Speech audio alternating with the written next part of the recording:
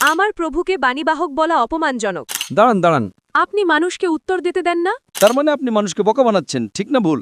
আপনিও একই কাজ করছেন। আমি নিজেও শয়তান তারাই যিশুর নামে। তাহলে আপনিও এখন ঈশ্বর হয়ে গেলেন। No, I have been translated because of my faith in Jesus. আমার নাম রোজ এবং আমি কাটার এয়ারওয়েজে কাজ করি।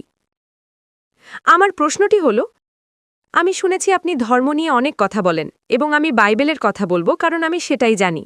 আপনি বলেন আপনি যিশুকে একজন ধর্মীয় নেতা হিসেবে উল্লেখ করেন, কিন্তু আমার জানা মতে যিশু কোনো ধর্ম প্রবর্তন করতে আসেননি, এমনকি তিনি কোনো ধর্মীয় নেতাও নন। যিশু এই পৃথিবীতে যা প্রবর্তন করেছিলেন তা হল ঈশ্বরের রাজ্য, কিংডম অফ গড।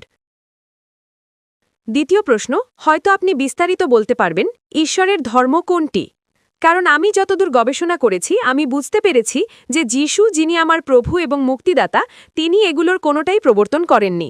তিনি স্বর্গের শাসন ব্যবস্থা প্রবর্তন করেছিলেন। অন্য কথায়, তিনি স্বর্গীয় শক্তির মাধ্যমে পৃথিবীকে এক নতুন শাসন ব্যবস্থার অধীনে আনতে চেয়েছিলেন। এখানে অনেক বিতর্ক আছে। অন্য প্রশ্নটি হল, বোন, দয়া করে একবারে একটি প্রশ্ন করুন। আপনি ইতিমধ্যে দুটি প্রশ্ন করে ফেলেছেন।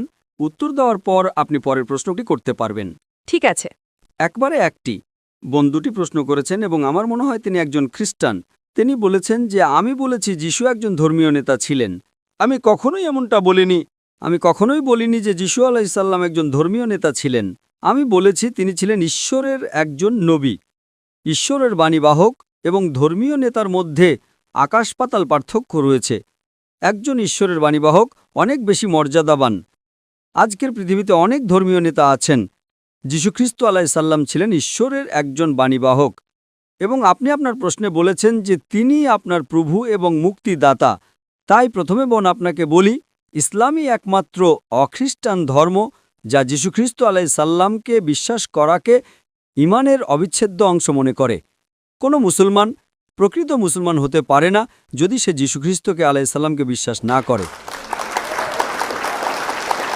আমরা বিশ্বাস করি যে যীশুখ্রিস্ট আলাইসাল্লাম সর্বশক্তিমান ঈশ্বরের অন্যতম শ্রেষ্ঠ বাণীবাহক ছিলেন। আমরা বিশ্বাস করি যে তিনি ছিলেন মসীহ, যাকে অনুবাদ করলে হয় খ্রিস্ট। আমরা বিশ্বাস করি যে তিনি অলৌকিকভাবে কোনো পুরুষের হস্তক্ষেপ ছাড়াই জন্মগ্রহণ করেছিলেন, যা আজকের অনেক আধুনিক খ্রিস্টান বিশ্বাস করে না। আমরা বিশ্বাস করি যে তিনি ঈশ্বরের অনুমতিতে মৃতকে জীবন দান করেছিলেন। আমরা বিশ্বাস করি যে তিনি ঈশ্বরের অনুমতিতে জন্মান্ধ এবং কুষ্ঠ রোগীদের সুস্থ করেছিলেন। মুসলমান এবং খ্রিস্টানরা এই বিষয়গুলোতে একমত। কিন্তু কেউ প্রশ্ন করতে পারে, তাহলে মতপার্থক্যটা কোথায়? মতপার্থক্যটা হলো অধিকাংশ খ্রিস্টান বিশ্বাস করে, যার মধ্যে আপনিও আছেন, যা আপনার প্রশ্ন থেকে বোঝা গেল, যে যীশুখ্রিস্ট আলাইসাল্লাম নিজেকে ঈশ্বর দাবি করেছিলেন, এবং অধিকাংশ খ্রিস্টান বিশ্বাস করে যে যীশুখ্রিস্ট আলাইসাল্লাম হলেন ঈশ্বর। বোন, আমি আপনাকে মনে করিয়ে দিই, আমি তুলনামূলক ধর্মের একজন ছাত্র। আমি বাইবেল পড়েছি। পুরো বাইবেলে এমন একটিও স্পষ্ট উক্তি নেই যেখানে যীশুখ্রিস্ট আলাইসাল্লাম নিজেও বলেছেন যে আমি ঈশ্বর, অথবা যেখানে তিনি বলেছেন আমার উপাসনা করো। যদি বোন আপনি বাইবেলের যে কোনো জায়গা থেকে এমন একটি স্পষ্ট উক্তি, বাইবেলের যে কোনো জায়গা থেকে এমন একটি দ্ব্যর্থহীন উক্তি যেখানে যীশুখ্রিস্ট, তার উপর শান্তি বর্ষিত হোক, নিজে বলেছেন যে আমি ঈশ্বর, অথবা যেখানে তিনি বলেছেন আমার উপাসনা করো, তাহলে আমি জাকির নায়েক আজই খ্রিস্টান ধর্ম গ্রহণ করতে প্রস্তুত।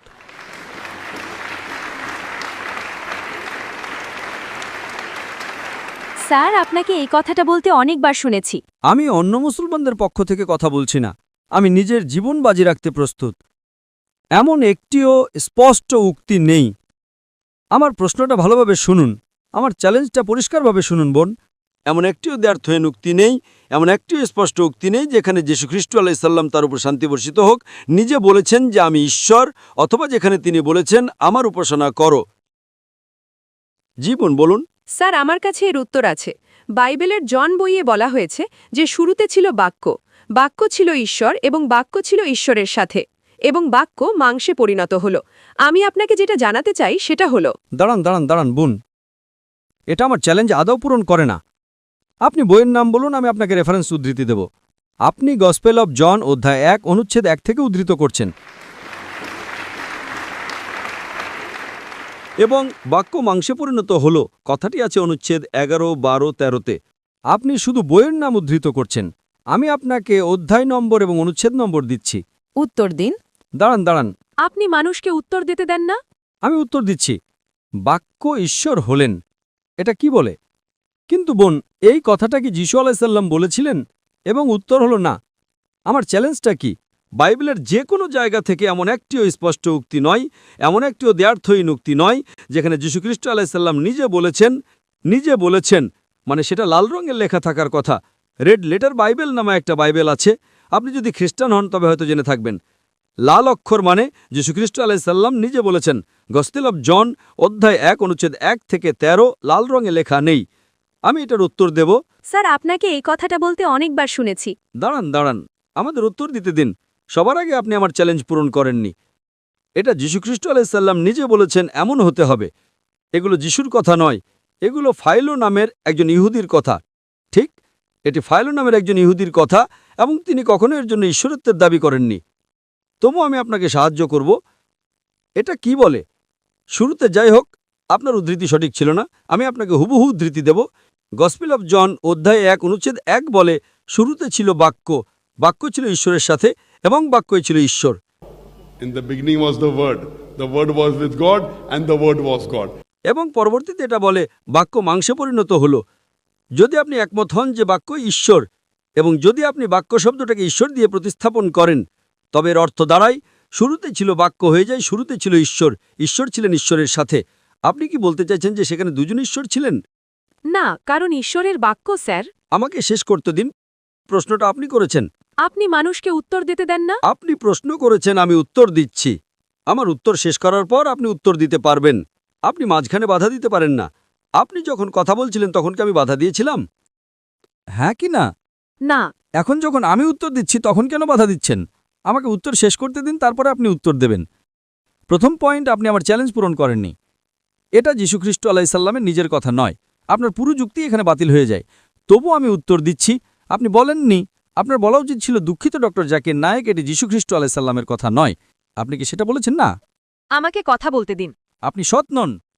দর্শকদের বলুন এগুলো যীশুখ্রিস্ট আলাইসাল্লামের কথা নয় আমি কি ঠিক বলছি নাকি ভুল আপনি জানেন না দেখুন আপনি উদ্ধৃতি দিচ্ছেন অথচ আপনি জানেন না আমি তুলনামূলক ধর্মের একজন ছাত্র এই কথাগুলো যীশু আলাইসাল্লাম বলেননি তবু আমি উত্তর দিচ্ছি আপনি যদি বলেন বাক্য ঈশ্বর এবং যদি বাক্য শব্দটাকে ঈশ্বর দিয়ে প্রতিস্থাপন করেন তবে এর অর্থ দাঁড়ায় শুরুতে ছিল বাক্য হয়ে যায় শুরুতে ছিল ঈশ্বর ছিলেন ঈশ্বরের সাথে আপনি কি বলতে চাইছেন যে সেখানে দুজন ঈশ্বর ছিলেন এবং উত্তর হলো না আমি আপনাকে তৃতীয় একটি উত্তর দিচ্ছি যদি আপনি মূল পাণ্ডুলিপি পড়েন প্রথমবার যখন ঈশ্বর শব্দটি ব্যবহার করা হয়েছে শুরুতে ছিল বাক্য ছিল ঈশ্বরের সাথে এখানে শব্দটি হলো থিয়স গ্রিক এবং আরামাইক ভাষায় হথিয়স মানে হলো স্রষ্টাকর্তা ঈশ্বর দ্বিতীয়বার যখন ঈশ্বর শব্দটি ব্যবহৃত হয়েছে এটা হলো টনথিয়স হথিয়স মানে স্রষ্টাকর্তা ঈশ্বর সর্বশক্তিমান ঈশ্বর টনথিয়স মানে ঈশ্বর ভীরু ব্যক্তি কিন্তু দুর্ভাগ্যবশত অনুবাদের সময় তারা আপনাকে বিভ্রান্ত করছে আপনি গসপেল অফ জনের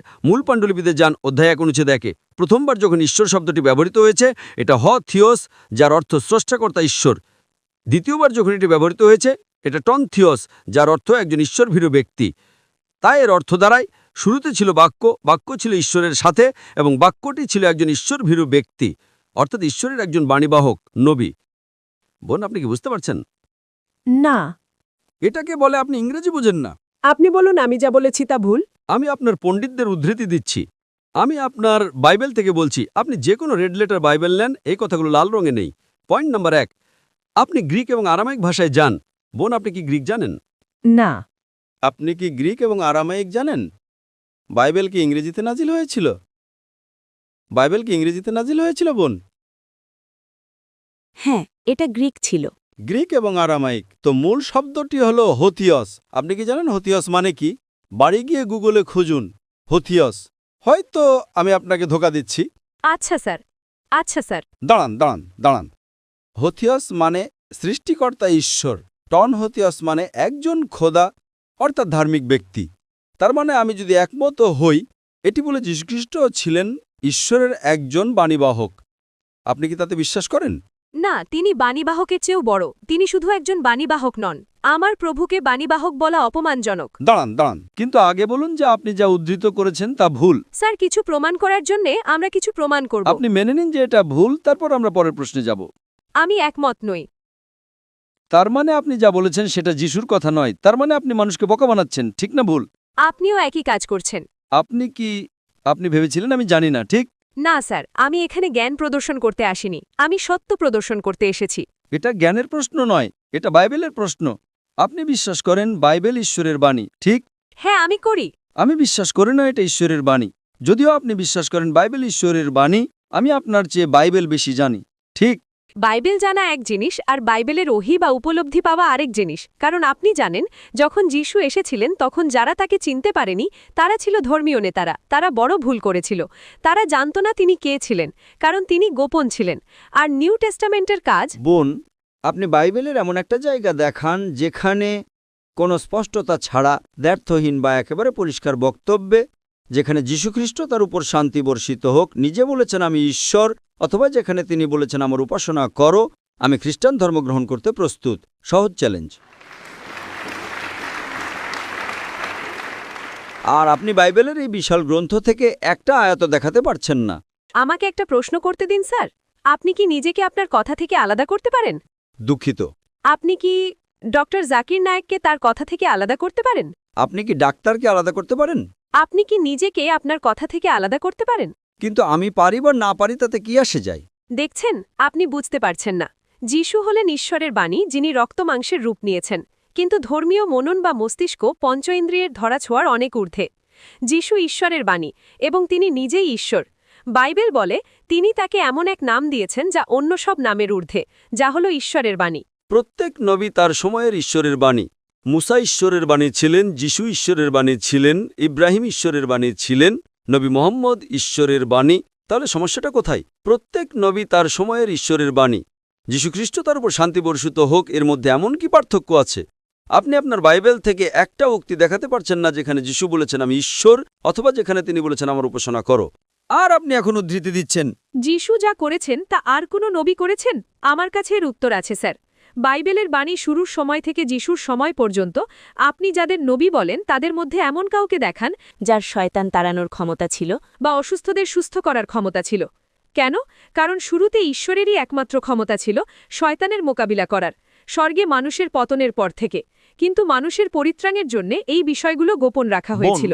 যদি কোনো ব্যক্তি কারোর ভিতর থেকে শয়তান বা জিন তাড়ায়, তবে সে কি ঈশ্বর হয়ে যায়? আজ অনেক মানুষ আছে যারা ঝাড়ফুঁক করে এবং তারা শয়তান তাড়ায়, তারা তো ঈশ্বর হয়ে যায় না।